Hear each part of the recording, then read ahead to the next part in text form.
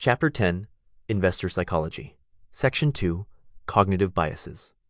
Cognitive biases are predictable thinking errors caused by mental shortcuts, not just random mistakes. In investing, they can feel logical in the moment, but they can quietly distort reasoning, mislead analysis, and skew valuation. A quick reaction to news might seem rational at first, yet that snap judgment can push an investor away from careful evidence-based analysis. Emotional and cognitive biases can both distort investing decisions, but they come from different places. Emotional bias starts with feelings like fear or greed, such as panic selling during a market drop, while cognitive bias starts with faulty reasoning, such as assuming a stock is cheap just because it once traded at a higher price. In practice, the two often overlap and reinforce each other, but identifying the original source still helps you make better decisions. 5 common cognitive biases can distort market decisions in predictable ways. Overconfidence makes investors overrate their skill, anchoring keeps them stuck on an early price, confirmation bias makes them seek evidence that agrees with them, availability bias gives too much weight to recent or memorable events, and hindsight bias makes past outcomes feel obvious after the fact. Overconfidence makes investors too certain that their recent wins came from skill, which can lead to overtrading and poor decisions.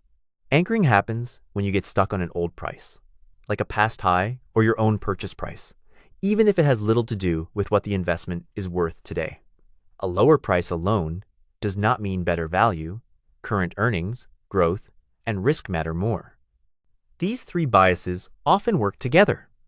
An investor may begin with a belief and notice mostly the news that supports it, then let a vivid recent event shape what feels likely, and later look back at the outcome as if it had been obvious all along. When confirmation, availability, and hindsight bias stack in that sequence, weak reasoning can feel much more convincing than it really is. Bias usually unfolds as a chain, not a single mistake.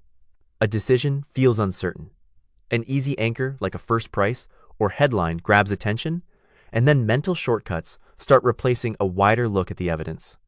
From there, people often search for information that supports that first impression, which makes them feel more confident than they should. If the outcome seems to work out, that confidence can reinforce the same pattern the next time a hard decision appears. When Novatech falls from $120 to $85, it can feel like a bargain, but that reaction often starts with anchoring on the old high instead of asking what the business is worth now. If weak earnings justify a lower price, then bullish headlines and a vivid recovery story can still make the stock seem attractive for the wrong reasons. Later, if the price rebounds, hindsight and overconfidence can make that flawed process feel smart, even though the original decision was driven more by bias than analysis. Biases matter because the real damage is usually cumulative, not dramatic.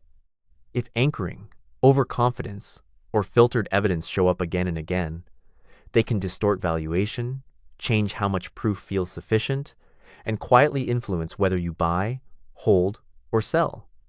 Even more dangerous, these patterns often feel rational in the moment, so without a deliberate process to challenge them, small repeated mistakes can steadily drag down long-term returns.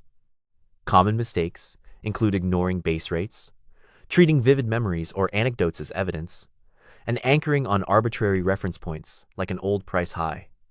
The key lesson is that recognizing these biases is only the first step. Better investing decisions usually come from a repeatable process, like checking the broader odds, writing down your reasoning, and reviewing it before you act. You can't eliminate cognitive bias, but you can reduce its impact by following a disciplined process. Write a clear investment thesis, separate recent price moves from actual business value, and actively search for the strongest counterargument. Use base rates and broader evidence. Then review whether your decision process was sound rather than judging only the outcome. In fact, the moment you feel most certain is often the moment to slow down and test your thinking more carefully.